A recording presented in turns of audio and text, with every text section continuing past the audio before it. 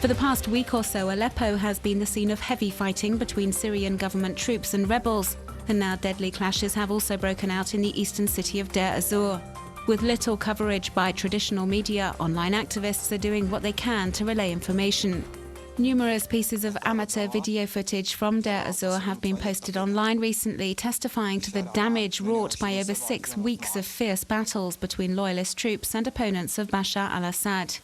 Debris strewn across deserted streets, residential buildings and shops completely destroyed. These images give us an idea of the intensity of the daily fighting that rocks the city.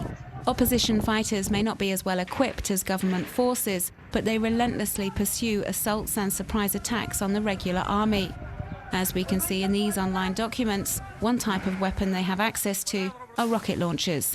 Bashar al-Assad's army has apparently resorted to extremely brutal methods to fight this resistance, using chemical weapons against its own people. Activists posted this video online last week. It's difficult to verify, but they claim it shows patients in a Deir ez-Zor field hospital apparently suffering from severe nausea brought on by the inhalation of toxic gas. One thing is certain, however, as each day passes, more and more armed opposition fighters and civilians are killed in the fighting. And as this Syrian activist explains, the only way residents of Deir ez-Zor can cope with the growing daily toll is to turn municipal parks into cemeteries. Clashes broke out between residents of China's coastal town of Qidong near to Shanghai and riot police at the weekend during protests against a pipeline project to empty wastewater from a paper factory. The factory belongs to a Japanese multinational that would apparently, if the project goes ahead, be discharging 150,000 tons of polluted water into the Qidong coastline. But thousands of people joined Saturday's demonstration in front of local government headquarters to protest against the project.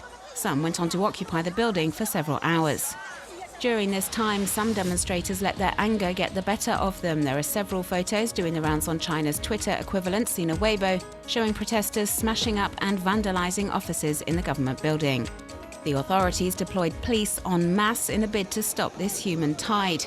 This did nothing to prevent flare-ups between protesters and officers, who, as we can see here, resorted to hitting demonstrators. Soon afterwards, Chinese web users denounced these cases of police brutality on social media platforms.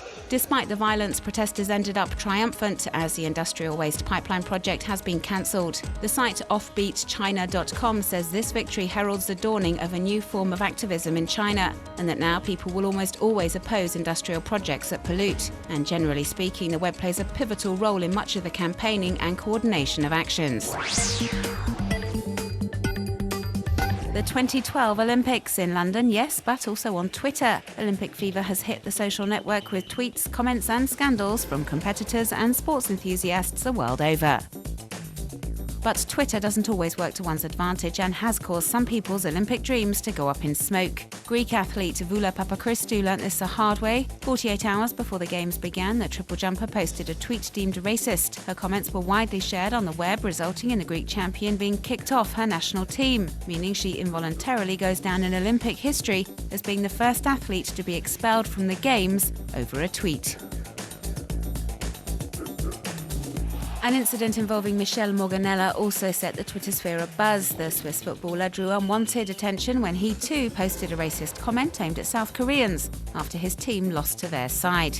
His words deeply shocked web users, and the footballer ended up apologising, but the Olympic Committee had already made the decision, and Morganella was asked to pack his bags and leave. But it's not just athletes sparking controversy on the social network.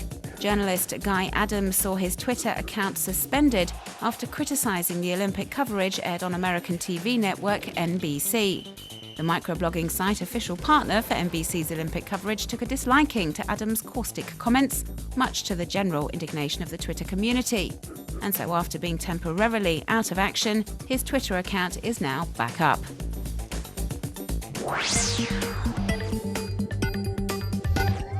Benin-born photographer Maël Akpovi, who lives in France, has used the time-lapse and stop-motion techniques to create this Paris in Motion video. Some 3,000 shots were used to complete this magnificent piece, which you can check out on the artist's website, taking you through the streets of the French capital and to some of its most famous landmarks.